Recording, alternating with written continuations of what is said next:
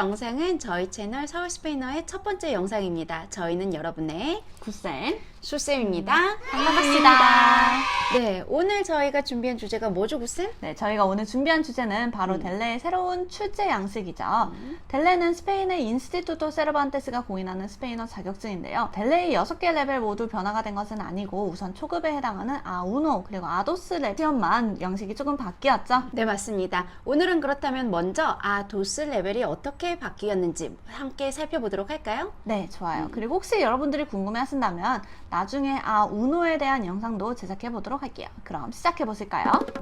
델레는 많이들 잘 알고 계시다시피 4개 영역으로 구분되어 있습니다. 먼저 읽기, 듣기, 그리고 쓰기와 말하기 영역이에요. 읽기와 듣기는 쉬는 시간 없이 연속으로 응시하게 되어 있어요. 이후에 잠시 쉬는 시간을 갖고 방문 영역으로 넘어가게 됩니다. 즉 쓰기 시험이죠. 그 다음에 말하기 시험 같은 경우에는 같은 날 모두 응시하게 될 수도 있지만 응시자가 사전에 안내받은 스케줄에 따라서 더러는 다음 날 마저 치르고 나서 시험을 끝내게 될 수도 있습니다. 네, 그럼 우선 읽기 영역 함께 살펴보실게요. 어떻게 달라졌는지 보여드리도록 할게요. 가장 먼저 희소식입니다. 기존 시험에서는 읽기 영역에 5개의 따레야, 즉 5개의 파트가 있었다면 올해부터는 따레야 하나가 줄었는데요. 또한 총 30문항이었던 것이 25문항으로 줄어든 반면 응시 시간은 그대로 60분이 주어집니다. 그건 바로 여러분이 한 문제당 할애할 수 있는 시간 여유가 생겼다는 뜻이겠죠? 수쌤, 그럼 이제 따레야 각각의 유형을 구체적으로 보여주세요. 네, 제가 알려드리겠습니다. 기존 아도스 시험의 따레야 오노가 생략되었습니다. 새로운 델레 아도스에서는 따레야 오노의 곧바로 편집글이 등장해요. 250에서 300단어 길이로 쓰인 일상적인 소재의 글이며 주로 이메일 형식입니다. 지문을 독해한 뒤에 총 5문항의 삼지선다형 객관식 문제를 풀이하시면 돼요. 문제는 거의 항상 지문의 진행 순서에 맞게 출제되는 편이며 그 길이가 짧습니다. 이번엔 따레야 도스입니다. 기존 델레 아도스의 따레야 트레세의 양식이 이제는 따레야 도스에 등장합니다. 이 파트에서는 주로 구직, 판매, 문화생활, 주거 등과 관련한 각종 광고글을 보게 됩니다. 각각의 광고글은 50에서 80단어 길이이며 예시로 나온 텍스토 세로를 제외하고 총 8문항이 출제되는데 각각의 텍스토는 서로 연관이 없는 개별 문제인 점을 주의하세요. 텍스토마다 주어진 삼지선다형 문제를 하나씩 풀이하시면 됩니다. 그럼 따레야 트레스는 어떤 양식일까요? 기존의 아도스 시험에는 등장하지 않았던 전혀 새로운 양식으로 아, 베, 세 사람이 각각 100에서 120단어 길이로 쓴 지문을 읽고서 누구의 글에서 나온 서술인지를 묻는 질문에 답하는 형식입니다. 예를 들어 최근에 직장을 옮긴 사람은 이라는 질문이 나오면 아, 베, 세 중 글에서 해당 내용을 언급한 사람을 찾아 정답을 표시하시면 되는 거죠. 이 파트의 문제는 모두 6문항입니다. 마지막으로 따레야 꽈트로. 보시는 것처럼 이전 파트에 비해 길이가 확실히 길어졌죠? 375에서 435단어 길이로 이루어진 상대적으로 긴 지문이 나옵니다. 신문기사, 전기, 논설, 비평과 같은 전문적인 내용이거나 개인의 감상 또는 경험담 등이 주로 다루어지는데요. 따레야 우노와 마찬가지로 지문 내용을 바탕으로 주어진 문항을 풀이하시면 되고 총 6문항이 나옵니다. 문제의 순서는 거의 항상 지문의 전개 순서와 일치하는 편이에요. 여기까지 읽기 영역의 구성을 살펴보셨는데요. 정리하자면 전반적으로 일상생활과 밀접한 주제를 다루며 삼지선다형으로 구성된 총 25문항을 60분 동안 풀이하는 영역인 거죠. 델레를 처음 보시는 분들이라도 금방 익숙해지실 수 있을 겁니다. 그렇다면 이제는 듣기 영역으로 한번 넘어가 볼까요? 듣기에서 두드러지게 달라진 부분은 읽기 영역과 마찬가지로 원래 총 30문항이었던 것이 25문항으로 바뀐 점인데요. 시험 시간은 기존과 동일하게 총 40분이 주어지는데 더군다나 청취 내용 사이사이에 주어지는 휴지가 더욱 길어졌다는 겁니다. 즉 응시자가 더 침착하게 풀이하기 좋아졌다는 뜻이죠. 이제는 따레야 5가 사라지고 4개의 따레야로만 구성되어 있는데 각각의 따레야는 예시를 포함하고 있어요. 듣기 주제는 일상생활과 밀접한 내용으로 구성되어 있습니다. 듣기 영역의 구체적인 구성을 굿쌤과 함께 한번 살펴보세요. 듣기 영역의 따레야 운어는 처음 등장하는 양식인데요. 6개의 여가시간, 취미나 취향, 가게, 식당 등과 같은 일상생활과 관련된 짧은 대화를 듣고 각각의 문항마다 3개의 이미지를 보고 알맞은 이미지를 고르는 문제예요. 보시는 바와 같이 대화를 듣고 이미지를 골라야 하기 때문에 이미지에 맞는 단어를 잘 듣는 것이 중요합니다. 사실 이 양식은 아우노 레벨을 보신 분들이라면 이미 익숙하실 거예요. 아우노에도 같은 양식이 있죠.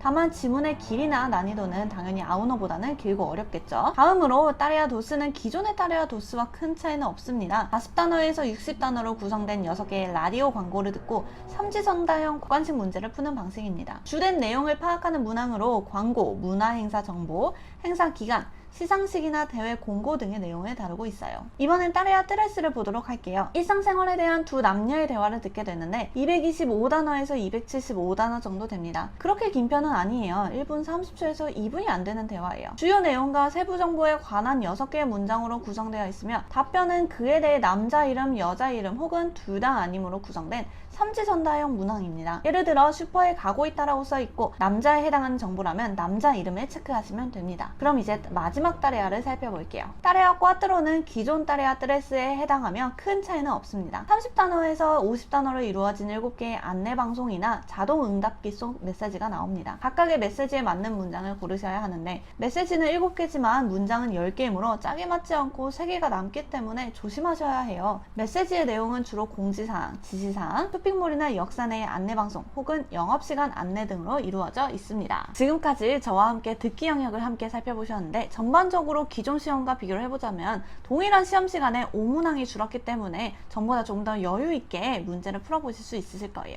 또한 주제가 일상생활과 밀접한 관련이 있기 때문에 내용 자체가 크게 어렵지 않아요. 충분한 연습을 하신다면 모두 좋은 결과 얻으실 수 있으실 겁니다. 그럼 수쌤과 함께 쓰기 영역으로 넘어가 볼까요? 네, 여러분, 쓰기 영역에도 약간의 변화가 생겼습니다. 기존에 3가지였던 따레아가 2개로 줄어들었습니다. 다만 응시 시간이 원래는 50분이었다가 45분으로 살짝 단축이 되었어요. 그럼에도 불구하고 여러분들 충분한 시험 시간이라고 느끼실 수 있을 겁니다. 쓰기 영역의 따레아 오노에서는 다음과 같이 일상적이며 기초적인 주제로 60에서 70단어 사이에 이메일, 엽서, 쪽지 또는 편지글 등을 쓰는 과제가 나오는데 시험지에 응시자의 장문 속에 포함되어야만 하는 사항이 제시되어 있기 때문에 반드시 지문과 지시 내용을 잘 살펴본 뒤 장문하셔야 합니다. 따레아 도수입니다. 시험지상에 옵시온 우노, 옵시온 도수라는 이름으로 2개의 선택지가 나오는데 응시자는 이 두 옵션 중 본인이 더 잘 쓸 수 있는 과제를 선택해서 하나만 장문하시면 되는 거예요. 따레아 우노와 마찬가지로 장문 속에 포함되어야 하는 내용에 대한 지시가 있으니